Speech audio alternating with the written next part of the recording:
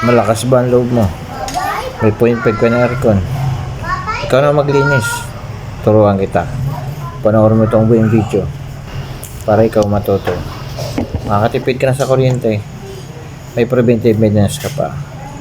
Prepare mo lang yung tubig, hose, at Phillips screw. Ayos na. Sundan mo ako. Let's go. Itong window type. So, tanggalin mo muna yung front na knob. Natanggal mo na yan para di kayo magastusan. May mga screw yan dito sa kabilaan sa face cover.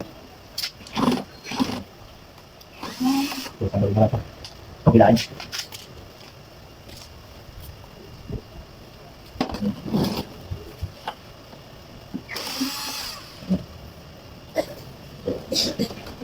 Ano yun?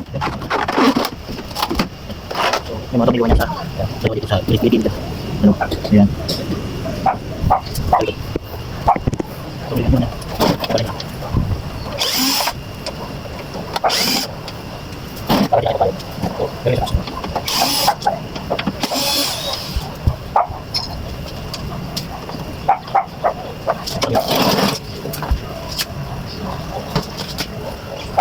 Paano ba?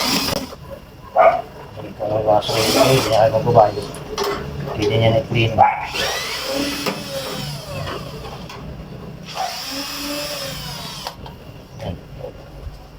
Open yan. Bukas na.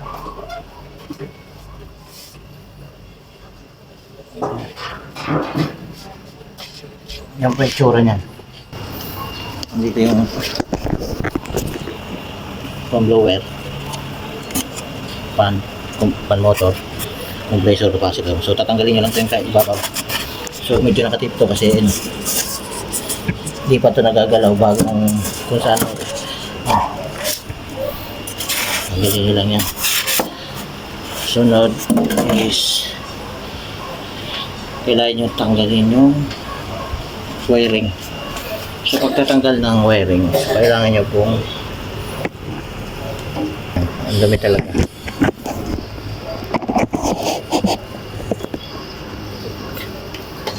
Kailangan nyo picturean. Tanggalin natin to. Ito muna tanggalin nyo yung thermostat. So nakapix ito rin. Papalitan lang natin yan. Tanggalin mo yung thermostat. Balik. So ito. Ito rin yung gilidan.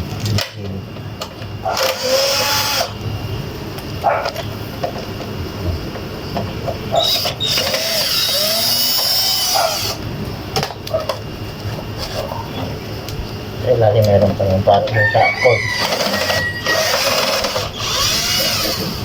Muna kayong cordless, pwede naman screw. Sa akin kasi meron kasi battery yan yung gagawin pa tayo.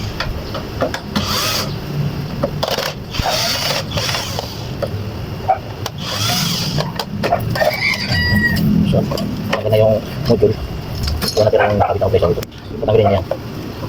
Yung parang gano'n siya na-screw. Ito na ito tanggalin niya.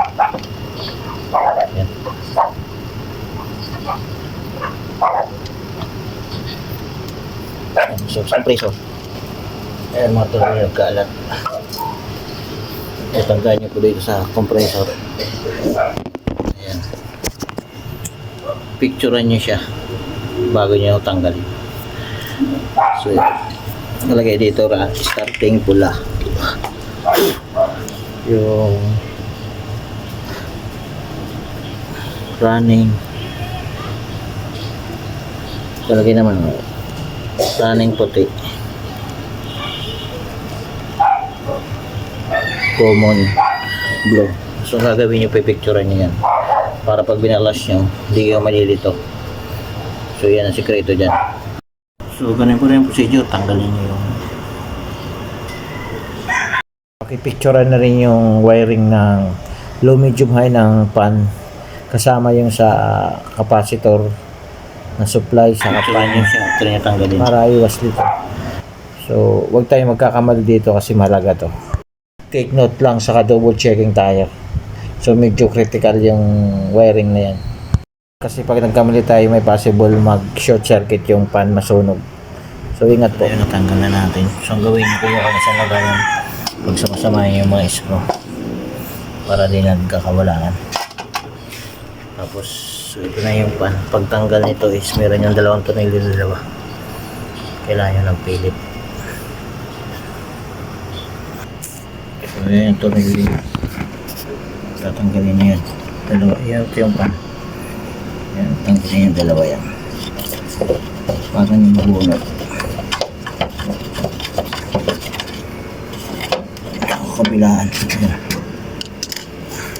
Ayan pa sa kabila. Ayan. So dapat medyo mahaba yung pilip. So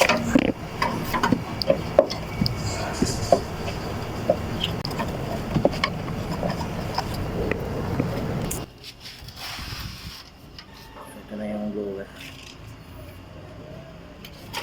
Tanggal nito is ito lang. Ano kaya tanggalin? So pag natanggal nyo yung ano na yan, yung parang lock, so may guide po yan, so huwag kayong malilito. Yung parang may kanal.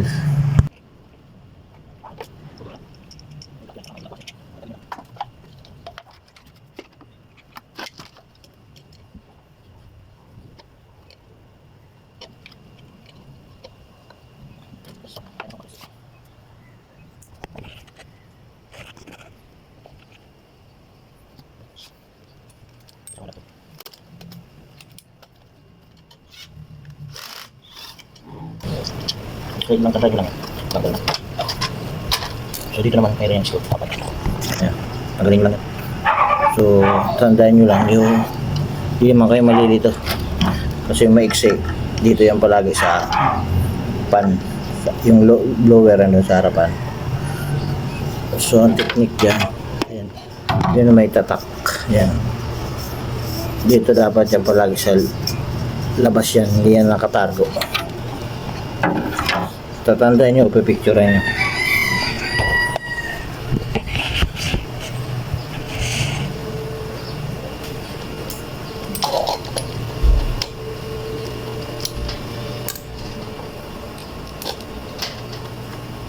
So mga ganitong kalit na unit, so pwede nyo po na i-DIY, kayo na magtanggal. So kahit rust lang, pwede na, basta malakas. Punasan ano nyo lang, yung mga dumi, kudkurin nyo lang. Makatipid na kayo sa gastos. Basta picture niyo yung dapat picturean. Kung ano yung pagkabaklas nyo, balikan nyo, gano'n din dapat. Tanggal na. Ang unang tinanggal nyo, yun din yung huling babalik nyo. Pwede mo yan kalasin. Sana po meron kayong natutunan sa konting kalaman kung paano mag-DIY ng window type na 0.5 HP. Kaya nyo po yan. Let's do it. Maraming salamat po. Sana meron kayong natutunan. Thank you very much. Please follow, subscribe po sa ating channel. Thank you very much.